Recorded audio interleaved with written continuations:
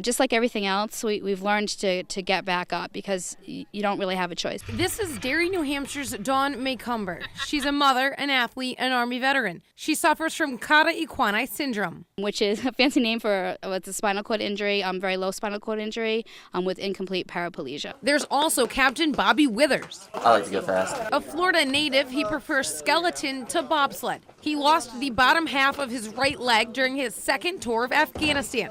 He was there with the Vermont National Guard. Kind of being really about 50 miles an hour with your chin an inch off the ice is incredible. It's not anything like you could experience elsewhere. Dawn, Bobby, and many others are here training with the Adaptive Sports Foundation's Warriors in Motion program. Kim SEEVERS has been with the foundation for 10 years. I feel blessed to be a part of it and really fortunate to be a part of it because a lot of times you'll see them come and they need the camaraderie and they may not know that. You can see them all just band together. It's all made possible through a grant from the Department of Veteran Affairs.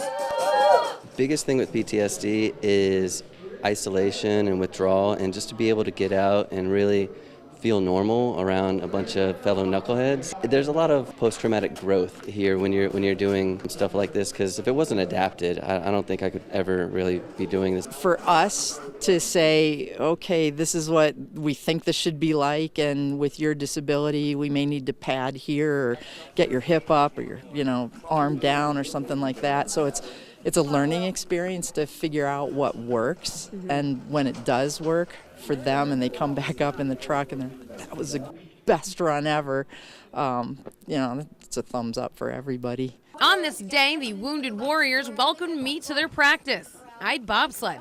We'll go for a ride. It'll be fun, she said. Dawn's my pilot. All right, here we go. Everybody ready? We're ready. We're ready. She's the first woman para-pilot in the world. It's so addicting. It's such an adrenaline rush, and I love going really, really fast. She hopes to be part of the Sports Paralympic Games debut. Bobsledding was recently added to the slate for the 2022 Winter Paralympics in Beijing. As the passenger, I had a job as well. It was to brake at the end, and I completely forgot. I didn't do my job because I was waving my hand. We took 3 runs down in all, improving our pace each and every time. For me, I was like, what is going on? But I trusted her. Thank you, and I appreciate that. And all of this is nicely preserved, so I did my job as pilot. Still got a job, don't worry.